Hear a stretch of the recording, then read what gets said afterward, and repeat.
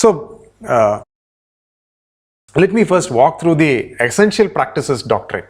So, anything, if you say that this is a religious practice and I need the freedom to conduct this religious practice, to participate in or to run this religious practice, it has to pass the essential practices test. What is this essential practices test? This entire test and the doctrine of essential practices was evolved through several landmark judgments. The first one is the 1954 Shirur Mutt case. In the 1954 Shirur Mutt case, most of these, I'll tell you, most of these judgments, most of these doctrines are expounded in cases and in judgments where the original case was not really directly related to the doctrine, but it was some other kind of dispute. In the Shirur Mutt case, the Shirur Mutt is one of the 8 mutts in Udupi which manage the temple in a rotation basis. It's called the Paryaya system, where the Swami of each mutt, 8 of these mutts, the Swami of each mutt manages the temple and offers the primary worship at the temple in a rotation system. They have a period, the Paryaya period.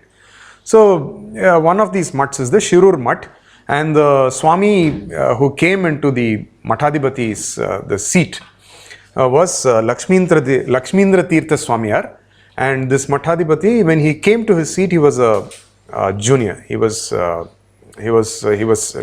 minor, and therefore there were people managing affairs for him, the mutt's affairs for him. And after he came into his majority, he started managing affairs by himself.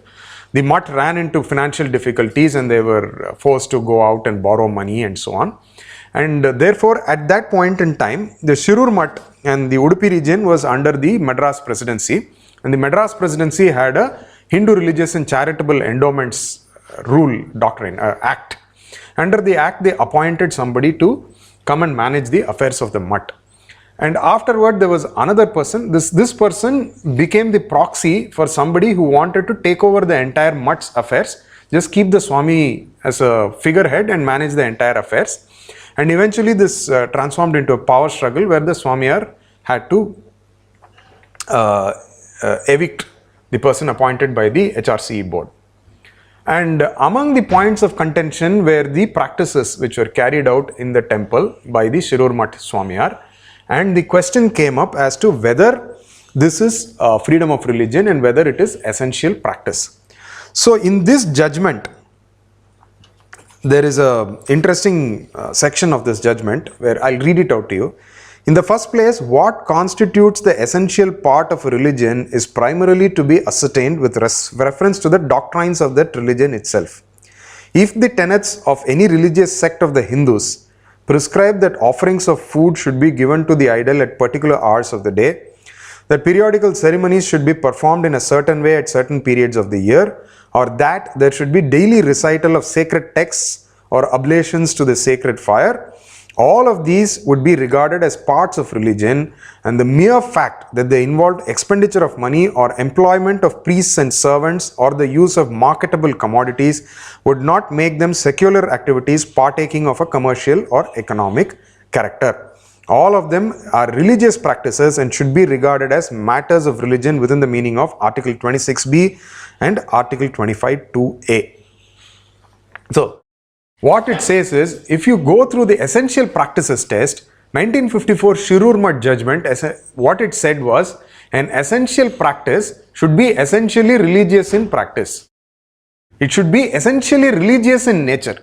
If it is essentially religious in nature, the state does not have any authority to comment on it or to regulate it. Except where there is, you can have a religious ritual where people there are religious rituals where there are aspects of self-harm.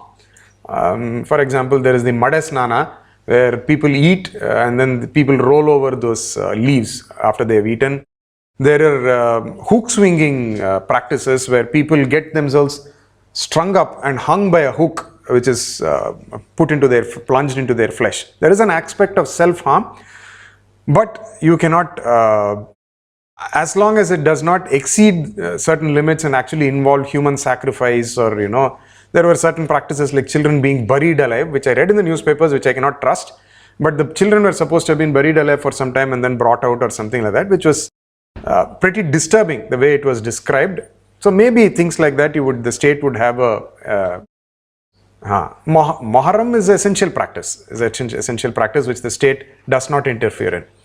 But even if there is self-harm, swinging from hooks is similar to Muharram, where people actually cut themselves open with sharp objects. So the state will not interfere except if you are giving human sacrifice or you are going to commit suicide or something like that, right, which is extreme in nature, in which case the state will deem it necessary to intervene. So that was the Shirur Mutt case. So basically in 1954, and the Shirur Mutt case, there weren't too many precedents from Indian jurisprudence. So a lot of the precedents which they drew were from Commonwealth countries which followed the British system of jurisprudence. They took examples from, I believe, New Zealand and from England, cases in England, and essentially arrived and then came to this definition of an essential practice, which is that it should be essentially religious and therefore it is covered under freedom of religion.